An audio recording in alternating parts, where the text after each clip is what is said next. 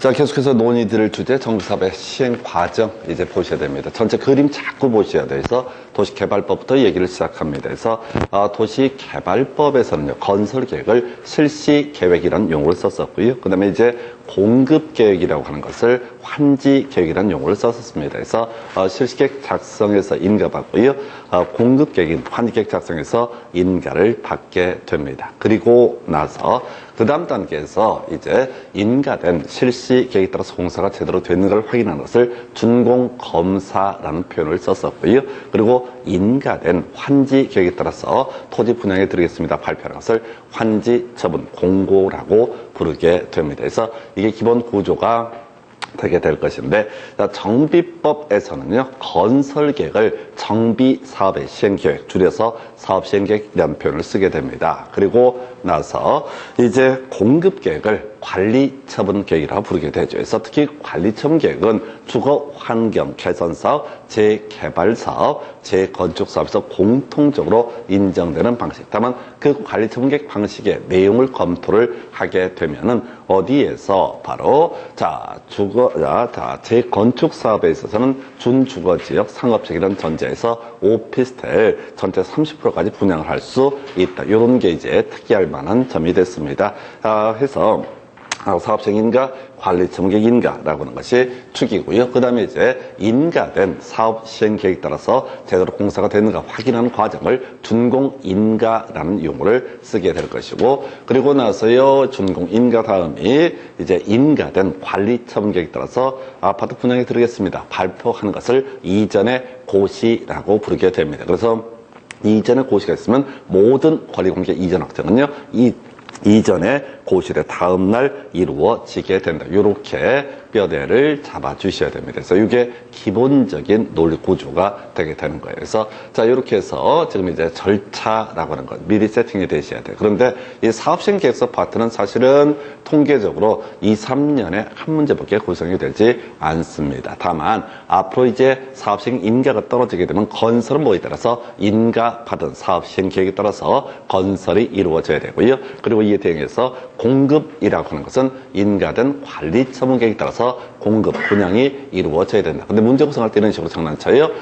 바로 인가된 사업시행 계획에 따라서 공급을 해야 된다라든가 인가된 관리처분 계획에 따라서 건설해야 된다. 이런 식의 질문을 툭툭 던져놓게 됩니다. 그럼 수험생들은 거의 멘붕에 빠져버려요. 그래서 기본 틀 건설 계획은 사업시행 계획서, 공급 계획은 관리처분 계획, 요 기본 틀을 잡아주시는 게 필요하겠고요. 그래서 사업시행 계획서의 내용이라고 하는 거 겁나 많죠. 이걸 다 외우는 것은 거의 불능에 가깝습니다. 근데 패턴들을 좀 잡아주셔야 돼. 그래서 우리 앞에서 이런 말씀 드렸죠. 공법에서 옳은 것, 옳은 표현 구성할 때 맨날 내는 게 포함한다, 옳은 표현, 포함되지 아니한다, 틀린 표현. 요렇게 하나 구성을 했었고요. 없다, 틀렸다, 요런 식으로. 아까 겸할 수 없다, 조합정이 아닌, 임원이라는 거, 대의원 될 수 없다 해서 없다, 두 개, 옳은 거 오늘 공부하셨는데, 전반적인 지문 구성할 때 없다라는 표현은 전반적으로 어떻게 틀리게 구성을 하게 될 것이고요. 그 다음에 포함한다, 옳은 표현, 포함되지 않는다, 틀린 표현이라고 하는 거. 이것 때 문제 구성할 때 이런 식으로 아무거나 하나 끄집어내요. 그래서 예를 들어서 사업시행계획에는 교육시설의 교육환경 보호에 관한 계획 등이 포함된다. 이런 식의 질문을 툭 던져놓게 됩니다. 그러면 그런가 보다. 포함한다, 옳은 표현, 포함하지 않는다, 틀린 표현. 이렇게 가야 되지. 이 사업시행계획서 내용을 다 외운 다음에 시험 지문에 혹시 그게 나왔을 때 이게 사업시행계획에 포함이 돼 또는 안 돼. 이렇게 문제를 풀 수는 없습니다. 양이 방대하기 때문에. 그래서 지금 계속 제가 사업시행계획서는 보다 건설계획이다. 이 얘기만 지겹게 해왔던 바가 있습니다. 그래서 지금 이제 굳이 개념을 한번 쓱 보는 거야. 이건 보고 다 날려버리는 건데, 건축물 배치계획을 포함한 토지 이용계획. 그러니까 이 사업시행계획서는 아파트를 몇 세대를 지을 거냐라는 얘기를 하면서 101동은 어디다 배치하고 102동은 어디다 배치하고 이런 식의 내용이 바로 뭐가 된다? 토지 이용 계획이요, 건축물 배치 계획이 된다. 근데 우리가 아파트 한 채를 만들어갈 때 주택만 있는 게 아니죠. 건축물의 높이, 용적률에서 몇 층까지 뽑을 것이냐라든가 또는 정비 기반 시설, 공동 이용 시설 설치 계획. 우리 앞 시간에 이제 정비 기반 시설과 공동 이용 시설 다시 한번 체크를 한번 해볼까요? 이거 외우고 외우고 들어가자고 그랬어. 거의 통계적으로 한 5년에 3번 이상 출제가 되는 거. 정비 기반 시설의 종류라고 하는 게 원래 우리가 이렇게 돼 있었죠. 보니까 주민이 공동으로 사용하는 놀이터, 그다음에 마을회관, 공동작업장 이렇게 해서 외울 때 어떻게 하냐면 놀마장 이렇게 였었나요? 해서 놀이터, 마을회관, 그다음에 공동작업장, 놀마장 이렇게 외우자고 그랬었고요. 그다음에 또 하나 이슈가 됐던 것이 지금 이제 공동으로 사용하는 구판장, 세탁장, 화장실, 수도 해서 자 이렇게 외우자고 그랬습니다. 구세주는 구세 화요일과 수요일인가요? 해서 자, 구세주 화요일 수요일 온다 해서 구세주, 구판장, 세탁장에서 구판장의 구, 세탁장의 세, 화장실의 화, 수도의 수 해서 구세, 화수 이런 식으로 외웠었고요. 마지막에 당 이름 하나 들어갔었죠. 해서 타가소, 어린이집, 그 다음에 경로당이라고 하는 것 하면서 탁어당 이런 식으로 말을 만들었어요. 해서 타가소, 어린이집 그리고 경로당 해서 이거 외우셔야 된다고. 이게 지금 정비법이라는 주제를 가지고 출제했던 것 중에 가장 많은 출제, 최근 5년 동안 3문제 이상 나왔던 것이 이거였어요. 공동이용시설에서 정비기반시설이라고 하는 것은 양들이 하여튼 많았고 좀 뉘앙스상 좀 이제 큰돈 들어간다 이런 뉘앙스였었고요. 어찌됐든 공동이용시설은 상대적으로 규모가 좀 작다 이런 뉘앙스였었는데 자 놀마자 구세 화수라고 하는 거, 그 다음에 마지막에 탁어당에서 타가소, 어린이집, 경로당 방법이 없어요. 이거는 외우는 수밖에 없습니다. 워낙 디테일하게 구성되는 파트니까 놀마자, 구세, 화수, 탁어당, 놀마자, 구세, 화수, 탁어당이라고 하는 거 이게 바로 공동이용시설. 어찌됐든 간에 이 공동이용시설이라고 하는 이 주제는 사업시행 계획서는 무관하게 항상 이슈가 되는 그런 주제. 30회 때 안 나왔어요. 그러면 31회 또 내더라도 또 당할 수 있는 것이 이 파트. 그래서 뉘앙스로 지난번까지 설명을 드렸는데 이제 놀마자, 구세, 화수, 타거당 해서 일단은 놀마자, 구세, 화수, 타거당이라고 하는 거 이렇게 해서요 바로 자 공동이용시설 이런 것들을 설명을 드렸고요. 그래서 사업시행 계획서를 작성할 때는 이런 것들의 설치 계획도 당연히 다 포함이 되게 된다. 그 다음에 이제 임시 거주 시설을 포함한 주민 이주 대책. 우리가 지금 주거 환경 개선 재개발 사업 등을 시행을 할 감에 있어서 기존에 살고 있는 분들 다 내보내야 됩니다. 그러려면 어떻다? 주민 이주 대책이라는 것이 필요하다. 논리 구조가 이런 식이야. 여기에 집 짓는다라는 의미가 될 테고 기존에 살고 있는 사람들 내보내려면 첫 번째 주민 이주 대책, 세입자 주거 대책, 임대주택 건설 계획 등 이런 것들이 다 쫓아내기 위한 기존에 살고 있는 분을 내보내기 위한 그런 방안 중에 하나가 된다. 그 다음에 이제 사업 시행 기간 동안 정비구역 내 가로등 설치 등 범죄 예방 대책이라고 하는 것이 나와 있어요. 범죄 예방 대책. 요 CCTV 설치하는 계획입니다. 그래서 요거는 부산에서 김길수 사건이 하는 것이 있었어요. 그래서 울산에선가 뭐 자매를 살해하고 부산에 짱 박혀 있었는데 한 6개월 동안 안 잡혔었어요. 그 살인 혐의로. 근데 안 잡혔었는데 얘가 이제 그동안 어디 있었나 나중에 잡고 보니 재개발구역 사람들 다 이주한 빈 공간에서 거주했던 사실이 밝혀지게 되면서 이제 재개발 재건축 구역 이런 데도 다 범죄 예방 대책으로서 CCTV 등을 설치해라 이런 것들이 추가가 됐고요. 그 다음에 교육환경 보호에 관한 계획 200m 이내 교육시설이 설치됐을 때 이건 뭐냐면은 재개발하는 과정에서 거기 이제 그 동네를 지나가는 애들이 있습니다. 학교 갈 때. 그래서 사고 나니까 어떻게 해라 아이들의 교육환경 보호에 관한 대책 뭐 이런 것들을 포함을 시켜라 이런 식의 논리 구조인데 이게 외울 수가 없어요. 너무 양이 많아가지고. 그래서 결국은 집 짓는 게 건설 계획과 관련한 개념, 쫓아내는 게 이런 것들을 가리켜서 자 이름하여 뭐라 부른다?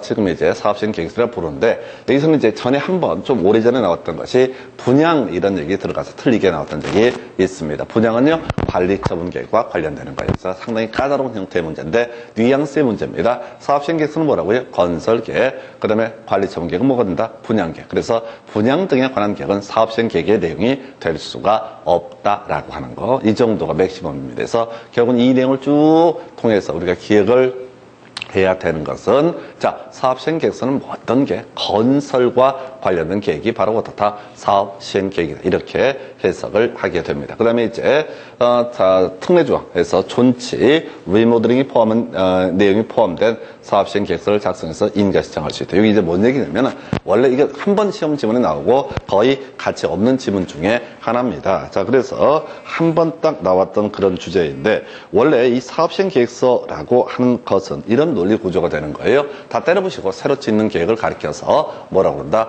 사업 시행 계획이라고 부르게 됩니다. 자, 그래서 이거 어떻게 가는 거라고요? 요거 기존에 만약에 재건축하는데 그 상가 자 수리한 지 얼마 안 됐다. 그러면 어떻다? 리모델링이 포함된 꼭 때려부실 필요는 없다라고 하는 것 또는 존치를 전제로 해서 사업 시행 계획서를 작성할 수 있다. 이렇게 전제를 하게 됩니다. 그래서 사업시행 계획이라고 하는 거 이렇게 논의를 해볼 수가 있겠고요. 자, 그래서 이렇게 사업시행 계획의 내용이라는 것을 확인해 보셨고, 그 다음에 이제 사업시행 인가 등 관련해서 뭐 나머지는 잘 쟁점 안 되고 임시 거주 시설 요거 하나만 최근에 한번 문제 구성이 됐습니다. 그래서 임시 거주 시설이라고 하는 거. 자, 임시 거주 시설은 우리 사업 시행 계획서의 한 내용이기도 했었습니다. 자, 우리가 정비 사업을 추진해 가려면 기존에 살고 있는 사람들 어떻게 해야 돼요? 내보내야 됩니다. 그래서 주민 이주 대책이라는 개념이 이슈가 되게 될 텐데, 자, 지금 이제 논리 체계를 좀 잡게 되면 이게 웃긴 게 보여요. 자, 가십시다.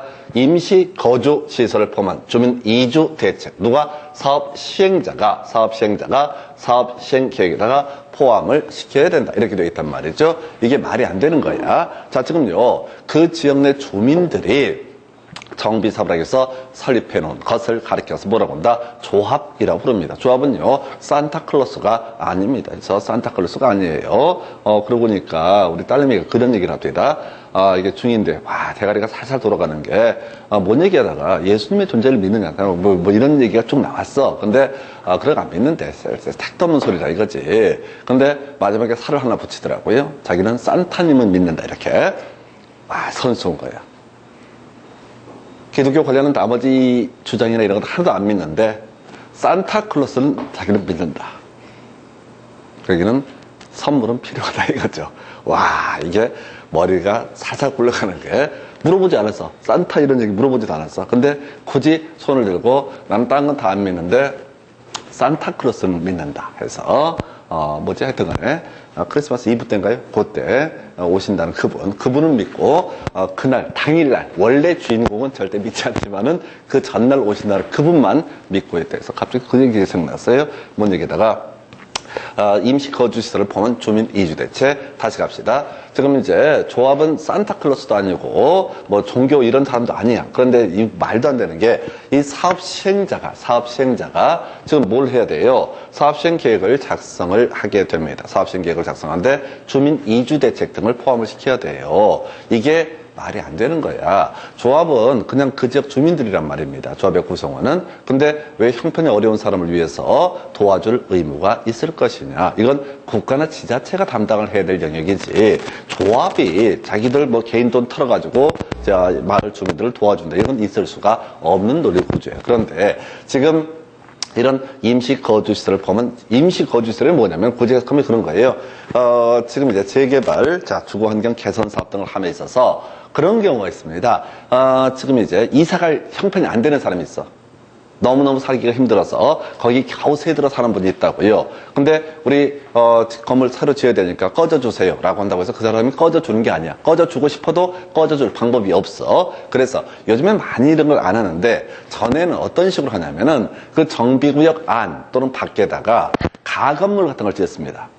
그래서 재개발 사업이 주거환경 개선 사업이 진행되는 과정에서 어떻게 한다? 이 사람들이 임시로 거주할 수 있게 그런 시설을 설치해 주는 거예요. 근데 제가 학교 다니고 할 때 그런 데 이제 가서 소위 요즘으로 치면 자원보험사 활동 이런 걸 해보는데 열악하게 이루 말할 수 없습니다.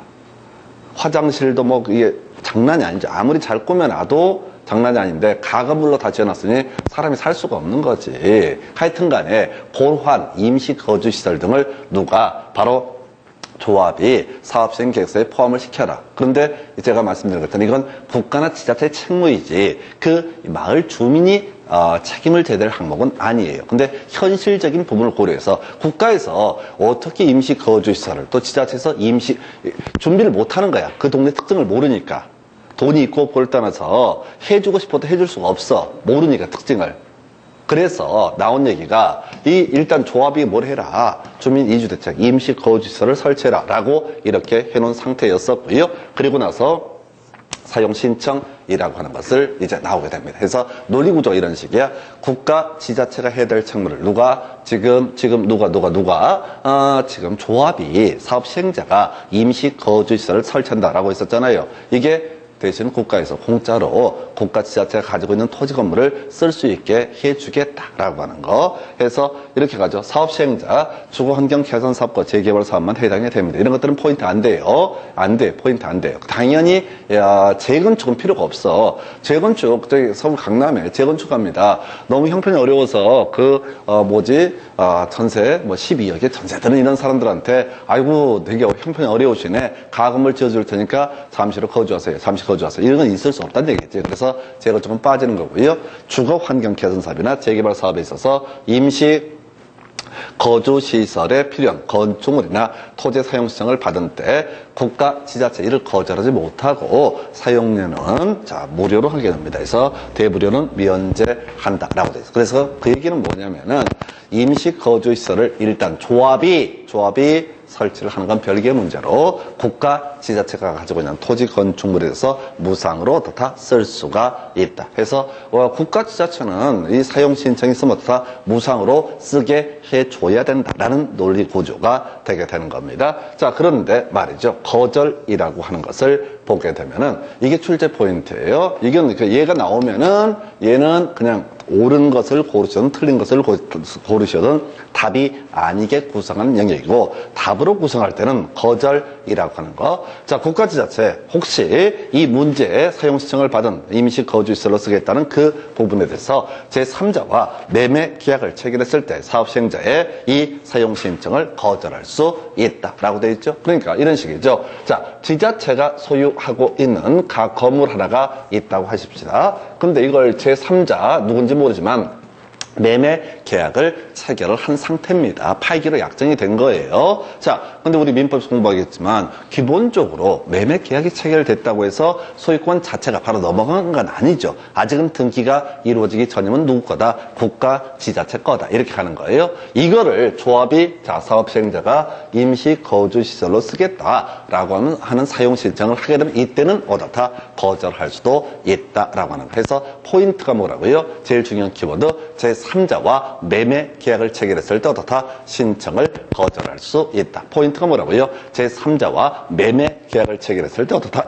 신청을 거절할 수 있다라고 하는 거. 제3자와 매매 계약을 체결했을 때 어떻다? 신청을 거절할 수 있다라고 하는 거. 나오면 얘가 답이 되는 거예요. 나오면은 이게 답이 되는 거예요. 이건 이제 딱 떨어지는 사업시행계획서 파트에서 거의 유일무이하게 계속해서 다뤄지는 주제. 자, 그러니까 과정을 다 보려고 하지 마시고 먼저 답부터 배우시는 거야. 제3자와 매매 계약을 체결했을 때 어떻다? 신청을 거절할 수 있다라고 이렇게 정리를 합니다. 그래서 제3자와 매매 계약을 체결했을 때 신청을 거절할 수 있다라고 하는 것, 요렇게 뼈대를 잡게 됩니다. 그래서 제3자와 매매 계약을 체결했을 때 신청을 거절할 수 있다. 요렇게 뼈대 잡아주시는 거. 그래서 이게 사실 거의 끝나는 거예요. 그래서 사업시행계획서 파트는 출제빈도 현저히 떨어져요. 요거하고 아까 우리 3분의 과반수, 2분의 1 있었죠? 주거환경 개선 사업에서 자가 계량 방식, 왜 방식으로 사업 시행할 때 정비 예정 구역 안에 토지 소유자, 건축물 소유자, 지상권자 3분의 2 이상의 동의와 세입자 과반수의 동의를 받아야 한다. 다만 세입자 세대수가 토지 등 소유자의 2분의 1 이하일 때 세입자의 동의는 요하지 않는다. 이런 식의 문제를 같이 엮어서 얘랑 전에 한번 28등 한번 출제가 된 적이 있습니다. 그래서 요 정도까지 해서 끝나버렸어요. 그래서 사업시행계획이라는 주제 보셨고요. 이제 두 번째 주제, 관리처분계획이라는 주제를 설명을 드리겠습니다. 그래서 30회 때는 관리처분계획 관련해서 좀 엽기적인 문제가 하나 구성이 되는데 그건 나중에 기본서 나오면 보실 텐데 현실적으로는 거의 풀 수가 없는 문제였었고요. 자, 그래서 이제 관리처분계획 계획이라고 하는 주제를 설명을 드리겠습니다.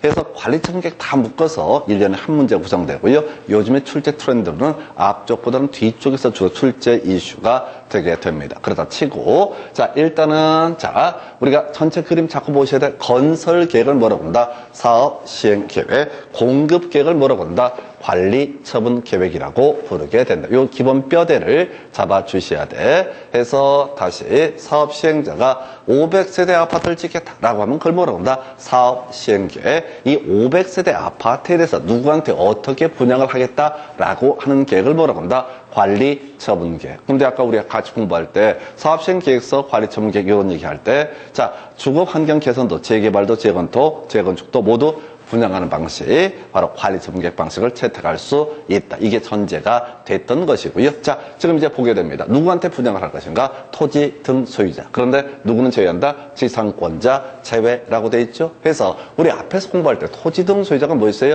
토지 소유자, 건축물 소유자, 지상권자라고 이렇게 갔었죠. 물론 재건축에서는 지상권자 제외. 그러면서 아까 재개발 등에 있어서 토지 등 소유자 숫자를 셀 때 토지의 지상권이 설정돼 있으면 대표는 한 사람을 토지 등 소유자로 보게 된다. 그래서 지상권자는 없는 것으로 치는 게 좋아요. 귀신으로 취급하는 게 좋습니다. 왜? 어차피 재개발 등을 함에 있어서도 지상권자에게는 따로 이렇다 분양을 하지를 않기 때문에 해서 이건 다 반대예요. 다 반대는 건데 사이드로 구성하는 지문 중에 하나가 되는데 지상권자는 앞으로 생각하실 때 공법에서 지상권자는 유령 같은 존재로 해석을 하도록 합니다. 어차피 분양도 안 하고요. 머리수 셀 때 어차피 토지의 소유권이 꼭 있어야지 지상권이 있는 거지 토지 소유자 없이 지상권이 있는 경우는 있을 수 없거든요. 해서 머리수 셀 때도 빼버리는 거고 사실상 분양 대상에서도 제외한다. 두 번째 분양 설계 기준을 해서 지금 설명드릴 텐데 미리 말씀드릴게요. 거의 시험에 안 나옵니다. 이 주제가 자 특례가 23회 때 출제가 됐어요. 지금 우리 31회 시험 보시고 있고 23회 때 출제가 되고 24회 수험생, 25회 수험생, 26회 수험생, 27회, 28회, 29회, 30회 수험생까지 이걸 뒤지게 처음 외우는데 한 번도 그 사이에 안 나왔다는 거야. 아니 시험에 나왔었기 때문에 제가 분석을 해드리긴 하는데 거의 영향가가 없다고. 지금은 관리처분계획 아파트에서 좀 비우고 가실 주제예요. 그러니까 이런 게 과거에 시험에 나온 적이 있더라. 근데 벌써 8년 전에 기어 나오고 한 번도 그로 출제가 안 되더라. 유사한 지문도 안 나와. 그래서 일단은 분양 설계 기준을 분양 신청 기간에 만료된 날 기준으로 수립한다. 이게 뭐냐면은 누구한테 분양을 할 것인가 라고 하는 게 이게 바로 뭐가 되는데 이게 누구한테 분양할 것인가 하는 계획이 관리처분 계획이 되고 그걸 갑한테 뭘 몇 평짜리를 분양하고 을한테 몇 평짜리를 분양하고 이런 것을 분양 설계라 부르는데 당연히 이 사업시행 인가가 떨어지게 되면요 분양 신청 기간을 줍니다. 그러면 토지등 소유자 조합원이 분양 신청을 하게 됩니다. 그러면 그 결과를 베이스로 해서 분양 신청 기간이 만료된 날 끝난 날 소위 선착순 분양이 아니라 이런 얘기야. 보통 분양 신청 기간을 뭐 60일에서 90일을 줄 수 있거든요. 그러면 처음에 분양 신청했다고 먼저 주고 나중에 분양 신청했다고 나중에 안 주고 이런 게 아니라 그 분양 신청 기간이 만료된 날까지 기준으로 해서 다 전체를 다 모아서 조율하는 과정이 분양 설계에 관한 계획이다. 이렇게 가는 건데 특이한 게 하나 있어요. 듣고 버릴 거예요. 자, 요건 투기입니다. 투기. 해서 지금 정비구역 지정됐습니다. 이때부터 사람들이 토지 쪼개기를 더럽게 하기 시작합니다. 왜? 토지 등 소유자가 되게 되면 어떻다? 아파트한테 분양을 받을 수 있다. 이렇게 보는 거야. 그래서 한 사람이 1000평짜리를 가지고 있으면 나중에 아파트 몇 채? 한 채 분양을 해주거든. 근데 그걸 이론상 10개로 쪼개서 10명 이름으로 지분을 바꿔놓게 되면 어떻다? 아파트 10채가 분양이 될 수가 있다. 항상 논의의 전제는 아파트를 분양받으면 집값이 상승할 것이고 떼돈을 벌게 될 것이다. 라는 전제가 쌓여 있어야 돼요. 그래서 결국 중간에 지분 쪼개기를 하는 경우가 있다. 원래는 언제가 된다고 그랬어요? 사업시행 인가 떨어지고 분양 신청 주고 분양 신청 기간이 만료된 날 기준으로 관리처분 계획을 수립을 해야 되는데 일정한 경우에는 특정한 기준일을 전제로 해서 이 관리처분 계획, 분양 설계에 관한 계획을 수립할 수 있다 해서 그냥 듣고 버릴 거예요. 분전증 이렇게 외우시고 날려버립니다. 거의 의미 없어요. 분전증 있게 되면 이 분전증에 대해서는 분양 신청 기간이 만료된 날 기준으로 관리 처분계획, 분양 설계에 관한 계획을 수립하는 것이 아니라 특정한 기준 1을 전제로 해서 소위 분양 설계에 관한 계획을 수립한다. 자, 개념 볼까요? 하나의 필지가 여러 개의 토지로 분할되는 경우 지분 쪼개기 되겠습니다. 한 필지 1000평 갖고 있으면 아파트 한 채 준다고요. 근데 이걸 10개, 여러 개 필지로 나눠서 여러 명 이름으로 분리 소유하고 있다. 그러면 여러 개 아파트가 가야 된다. 그러면 얘들은 다 주는 게 아니라 특정한 날짜를 딱 정해서 이날 이후로 쪼개기 경과 다 인정 안 해. 라고 하는 식의 개념이 뭐라고요? 분양 설계에 관한 게 소위 분전증에 있어서는 기준 1을 전제로 해서 다 바로 분양 설계에 관한 계획을 수립한다. 두 번째, 자, 하나의 대지에 자, 토지, 건물 이런 것을 분리 소유를 한다. 이것도 지분 쪼개기야. 우리가 민법에서 부동산은요, 토지하고 건축물 이렇게 정의를 합니다. 자, 그런데 말이죠. 자, 지금 주택이라고 하는 것이 이제 공법에서 또 세법에서 주택이라는 것은 토지 플러스 건물을 묶어서 부를 때 뭐라고 부른다?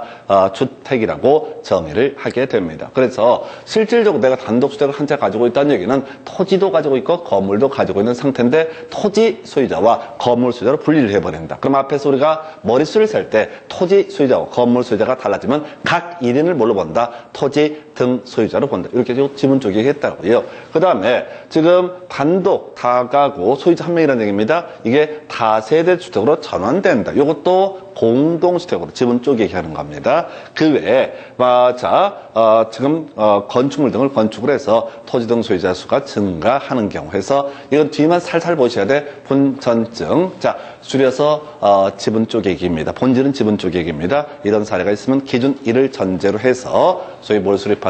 분양 설계에 관한 계획을 수립한다 해서 그냥 듣고 버리시는 거예요. 이거 바로 외울 거 아니고요. 우선 요건 계속 우리가 반복을 해서 공부를 하다 보면은 어느 날 문득 이런 문제는 딱 진짜 감사해. 왜? 딱 떨어지니까. 문제를 구성할 때 얘는 눈에 확 띄게 구성이 되니까 분전증이라고 23회 때 나왔었고 그 후로 한 번도 나오지 않았습니다. 자, 이 파트에서 사실 제일 중요한 이슈가 되는 것 중에 하나가 바로 이하입니다. 바로 몇 채 주택을 공급할 것이냐. 예, 원칙은 한 채입니다. 잘 모르면 무조건 몇 채? 한 채 되겠습니다. 모르면 뭐라고요? 무조건 한 채. 그 중에 하나 예시값을 볼까요? 공유하는 경우 나와 있죠? 공유하는 경우 나와 있죠? 공유. 요거는 아까 우리 토지 등 소유자부터 다시 시작을 해야 돼. 하나의 토지나 건축물을 공유하고 있으면 어떻다? 대표는 한 사람을 물어본다. 토지 등 소유자. 그래서 조합이 설립되면 이 토지 등 소유자가 어떻다? 바로 조합원이 된다. 그러니까 몇 채? 한 채를 주게 된다. 이런 논리 구조예요. 그런데 이건 공부하는 방식이 뭐냐면 보유 주택 수만큼 공급할 수 있는 케이스만 외우십니다. 그럼 모르면 대부분 몇 채? 한 채. 3주택이 한 번 나오는데 어차피 이것까지 한 번 지문에 나오는데 이건 비우고 가셔야 되고 기본적으로 무조건 한 채인데 보유 주택 수만큼 공급할 수 있다. 근로자 숙소 기숙사 용도 나와 있죠? 근로자 숙소 기숙사 용도 이때는 어떻다? 소유한 주택 수만큼 공급할 수 있다 이렇게 갑니다. 그래서 이건 이제 어떤 의미냐면 자, 재개발 구역입니다. 자, 회사 사장님께서 중소기업이에요. 한 집을 10채를 갖고 있는 거야. 어떤 용도로? 기숙사 용도로 또는 근로자 숙소 용도로. 근데 그 지역이 재개발이 이루어진다라고 했을 때 몇 채 주택을 줄 거냐? 소유한 주택 수만큼 공급하게 된다. 이거 투기 목적이 아니라고 보는 거죠. 논리 체계가. 투기 목적이 아니기 때문에 이때는 근로자 숙소, 기숙사 용도일 때는 소유한 주택 수만큼 공급한다. 그러면 이제 어찌됐든 한 15년, 20년의 역사를 가지고 통계를 가지고 보면 가장 그나마 거의 안 나오는데 그나마 이슈가 되게 되는 게 뭐라고요? 소유한 주택 수만큼 공급하는 케이스, 근로자 숙소, 기숙사 용도. 근로자 숙소 기숙사 용도일 때는 어떻다? 소유한 주택 수만큼 공급하게 된다. 그럼 모르면 무조건 몇 채? 한 채. 세 채짜리가 있는데 너무 길어가지고 나중에 기본서 보면 더럽게 긴 거 세 채짜리가 있다. 근데 의미 없어요. 다 소화하는 게 아니라 이거 지금 관리 전문기 다 묶어서 사업시행 계획 다 묶어서 1년에 한 문제 구성한다고 짜증나게. 그래서 이걸 개별적으로 다 외울 수는 없어요. 그래서 기본적으로 근로자 숙소 기숙사 용도라고 하는 거 요렇게 정의를 하게 됩니다. 자, 그렇게 좀 정리를 해봤고요. 그 다음에 이제 검토 드리게 될 주제가 자, 관리청객 일반적 기준 듣고 버리십니다. 현금으로 청산할 수 있다. 나와 있죠? 현금으로 청산할 수 있다. 나와 있죠? 아니 별거 없어. 이거 답도 안 돼. 이게 뭔 소리냐면 이거 틀리게 넣으면 현금으로 청산할 수 없다. 이렇게 뽑아. 뭐냐면은 아파트 기존에 토지 등을 가지고 있다라고 할지라도 무조건 아파트를 주는 것은 아니다. 지분이 너무 작으면 어떻다? 현금으로 청산할 수 있다. 또는 정비구역 지정으로 분할된 토지를 취득한 사람, 투기한 사람이죠. 이 사람은 어떻다? 현금으로 청산할 수 있다라고 하는 거. 이렇게 가는 거예요. 근데 앞쪽을 보면 안 돼. 앞쪽을 보면 안 돼. 우리 앞에 공부할 때 감사가 조합을 대표한다. 앞에 경우의 수가 4개가 있었잖아요. 조합장에 자기를 위한 조합과 기야. 이사의 자기를 위한 조합과의 기야. 조합장의 자기를 위한 조합과의 소송, 이사의 자기를 위한 조합과의 소송 등이 나온다고. 근데 그걸 외우려고 하면 뒤죽박죽 돼서 안 된다고. 그저 외우기 뒤에 감사가 조합을 대표한다. 현금으로 청산할 수 있다. 끝. 아니 간단하게 푸셔야 된다고. 이게 법이라고 생각하고 시험이라고 생각하면 너무 어려워지면 골치가 아파. 근데 뒤만 딱딱 끊어가시면 처음에는 이걸 한번 냈다가 다음에 이걸 한번 냈다가 계속 번갈아 가는데 하여튼 포인트는 현금으로 청산할 수 있다. 그 다음에 공유지분을 교부할 수 있다. 이게 뭐냐면은 요건 입체환지라는 개념과 연계가 되어 입체환지라는 개념과 연계가 되어 있습니다. 자, 우리가 요건 내용을 전체를 보시면 안 돼. 이것도 뒤만 봐. 공유 지분을 교부할 수 있다. 요것만 외우시는 거야. 자, 우리 환지 방식으로 도시 개발 사업을 시행을 해 감에 있어서 그런 경우가 있었죠. 입체 환지라고 그랬어. 땅에서 땅으로 주는 게 아니라 건축물의 일부와 토지의 공유 지분을 부여하는 경우, 아파트 주는 경우가 있었습니다. 그래서 이것도 실제 아파트를 준다라고 했을 때 이 관리처분 계획을 할 때 기존에 땅을 받는 경우도 있을 수도 있는데 그냥 어떻게 할 수 있다? 아파트를 줄 수도 있다. 근데 이건 논리적으로 말이 안 되지. 왜? 어차피 관리처분이라고 그러나 아파트 주는 걸 전제로 한단 말이에요. 근데 법이 깔끔하지 않아. 깔끔하지 않아서 뜬금없이 또 아파트를 교부할 수 있다. 이런 식의 얘기를 돌려서 건축물의 일부와 건축물이 있는 토지의 공유 지분을 교부할 수 있다. 이렇게 그림을 잡게 됩니다. 그 다음에 또 하나. 자, 재건축 사업에 있어서는요, 조합은 전원의 동의를 받게 되면은, 자, 이 기준을 다 폐지하고 지들 정한 대로 어떻다 정할 수 있다. 이렇게 정리를 하게 됩니다. 그래서 이게, 그러니까 지금 우리가 공부를 하고 있는 게 부질없는 짓을 하고 있는 거야. 지금 우리가 공부했던 이런저런 내용들 있지 않습니까? 만약에 재건축에서 조합은 전원의 동의를 받게 되면 기존에 얘기했다가 다 엎어버리고 지들 마음대로 정할 수 있다. 그래서 지금 설명드렸던 내용들이 별로 안 중요해요. 별로 안 중요하다는 게 뭐냐면 실질적으로는 다 조례라는 형식으로 관리처분 기준이 정해집니다. 그러니까 이건 선언이야, 선언. 대충 공급계획을 짤 때는 이런 기준에 따라서 짠다. 근데 실무와는 아무런 관련이 없어. 그러니까 이 자체에서도 모순점이 막 발견이 되고 아사리판이 되게 되는 거예요. 해서 이렇게 보셨고요. 1개월 전 통계는 지금 설명 안 드릴 테고 이렇게 해서 관리처분 계획을 수립합니다. 그래서 확정, 자, 관리처분 계획을 확정을 하는 거, 이걸 관리처분 계획 인가라고 부르게 됩니다. 이것도 지금 29회 때 엽기적으로 나왔던 문제인데요. 감만 잡는 거예요. 자, 관리처분 계획 인가가 떨어지게 됩니다. 그러면 이제 시장부서 인가를 받아야 되는데 경미한 상, 자, 원래 인가받은 상을 변경할 때 어떻다? 인가를 받는 게 원칙인데 경미한 상은 어떻다? 신고만 해도 된다. 이런 논리 구조인데 이것도 나중에 다룰 주제고요. 자, 요 정도 주제만 기억합니다. 지금 앞에서 사업시행 계획서는요, 건설 계획이라고 그랬어요. 관리처분 계획은 공급 계획이라고 그랬습니다. 그래서 건설은 뭐에 따라서 인가된 사업시행 계획에 따라서 건설이 이루어져야 돼요. 공급은 뭐에 따라서 인가된 관리처분 계획에 따라서 공급이 이루어져야 됩니다. 그래서 자, 가볼까요? 자, 이 전체 절차를 보면 모든 권리관계 이전 확정 시기는 언제? 이전의 고실의 다음날 어떻다? 소유권이 넘어갑니다. 다시 사업시행 인가, 건설계획 확정했습니다. 그러면 공급계획 인가, 관리처분계획 인가 확정됐습니다. 그리고 나서 이제 준공 인가라고 하는 거. 인가된 사업 시행계획에 따라서 공사가 제대로 되는 걸 확인하는 걸 뭐라고 한다? 준공 인가라고 부르게 됩니다. 그리고 인가된 관리처분 계획에 따라서 소유권 넘겨드리겠습니다라고 발표를 하는 것을 이전의 고실. 그러면 모든 권리관계 이전 확정 언제? 이전의 고실의 다음날 이루어지게 된다라고 하는 게 기본 구조가 되는 거예요. 자, 그래서 달리 표현하면 이전의 고시일까지는 어떻다? 권리관계 변동이 아예 발생하지 않는다. 그럼 이런 얘기예요. 갑이라는 사람이 이렇게 토지를 갖고 있는데 인가된 관리처분 계획을 보니까 35평짜리 아파트를 분양을 받기로 결정이 돼 있다고 한번 전제를 해보겠습니다. 다시 갑이 지금 4, 대지 100평을 갖고 있는데 35평짜리 아파트를 분양을 받기로 결정이 돼 있다고요. 자, 그러면은 이 사람이 35평짜리 아파트의 소유권을 취득하는 시기는 언제입니까? 이전의 고실의 다음날. 그러면 이전의 고시일까지 갑의 권리는 어디? 이 토지에 미치게 된다. 우리가 소유권을 가지고 있다는 얘기는 사용수익도 할 수 있고 처분도 할 수가 있죠. 그러면은 갑은 이전의 고시일까지는 어떻게 할 수 있다고요? 이 종전 토지를 사용수익할 수 있다라는 해석이 나오게 됩니다. 근데 만약에 이전의 고시일까지 종전 토지를 사용수익할 수 있는 권능이 있다라고 전제를 깔아버리면 무슨 문제가 터지게 되냐면 정비사업 진행 못합니다. 재개발 구역 안에 토지 소유자가 야, 내 땅 밟지 마 라고 얘기해버리면 사업 진행 못하는 거예요.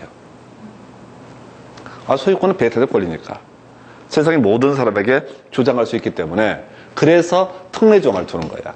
모든 권리관계 이전 확정 시기는 언제? 이전의 고실의 다음 날인데 지금 언제?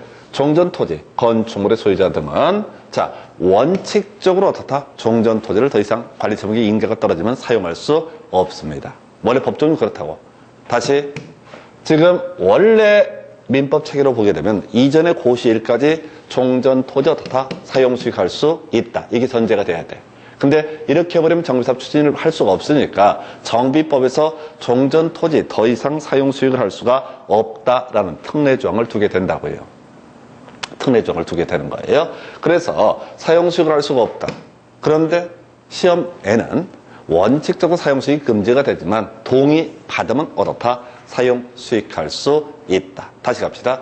원래 민법체계에서 이 사료의 소유권이라는 것은 이전의 고시일까지 종전토지에 남아있게 됩니다. 그래서 원래는 어떻다? 사용수익도 할 수 있다. 소유권을 가지고 있으니까 사용수익도 할 수가 있다가 돼야 되는데 문제는 그럼 정비사업 할 수 없으니까 정비법에서 특례조항을 둔다고 더 이상 사용수익을 할 수가 없다. 그래놓고 거기에 대한 예외로서 동의 받으면 어떻게 할 수 있다? 사용수익을 할 수가 있다라고 되어 있어요. 그래서 자 외울 건 이제 실제 원칙도 아니고 예외도 아니고 마지막 예외 동의 받으면 어떻다? 사용수익을 할 수 있다. 대신 이걸 통해서 우리가 추론해내야 되는 것은 원칙적으로 사용수익은 금지가 되게 된다라는 그림 이렇게 잡아줘야 되고요.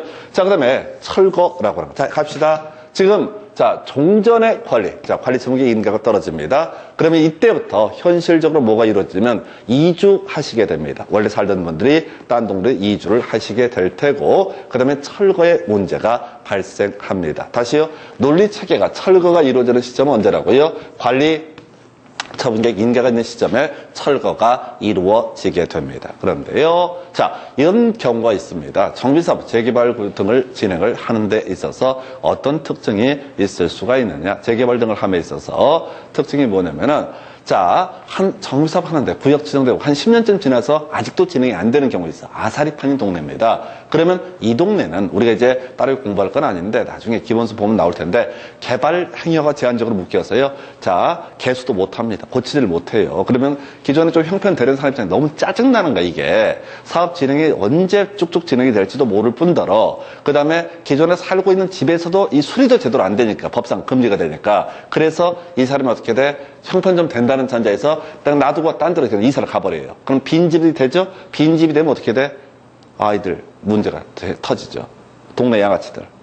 빈집 가서 캠프파이어도 하고 아니 담배도 꼬나 물고 뭐 등등등 추우니까 밖에서 피우기 힘드니까 빈집 들어가서 그렇게 하다 보니까 우범지대화가 될 우려가 있습니다. 그래서 이때는 원래 철거는 언제? 관리처분계획 인가 있은 다음에 철거를 해야 되는데 자, 요걸 문장을 읽지 마시고 철거는 언제? 인가 있은 다음에 철거하는 건데 라는 원칙하에서 동의, 허가 받으면 미리 관리처분계획 인가 전에도 어떻다? 철거할 수 있다라고 합니다. 동의, 허가 받으면 어떻다? 인가 전에도 어떻다? 철거할 수 있다. 외울 게 뭐라고요? 동의, 허가 있으면 어떻다? 철거할 수 있다. 그래서 동의, 허가 있으면 어떻다? 철거할 수 있다. 다시 원래 철거는 인가 전에 철거를 해야 되는데 그게 관리처분계획 인가 효과가 될 텐데 근데 그 전에도 어떻다? 동의허가 있으면 어떻다? 철거할 수 있다. 동의는 소유자의 동의가 될 테고 철거를 하기 위해서는 시장 군수 등의 허가라고 하는 것을 받아야 된다. 마지막 주제예요. 자, 이렇게 만들어지게 될 아파트 뭐에 따라서 인가된 관리 처분 계획에 따라서 처분 또는 관리해야 된다. 그래서 공급은 뭐에 따라서 인가된 관리 처분 계획에 따라서 그리고 앞에서 건설이라고 하는 건 뭐라고 했어요? 건설이라고 하는 것은 인가된 사업 시행 계획에 따라서 건설이 이루어지게 된다. 이 정도가 사업 시행 계획서 작성, 그다음에 관리 처분 계획 인가 등에서 보셨고 잠시 끊었다가 나머지 주제 설명드리겠습니다.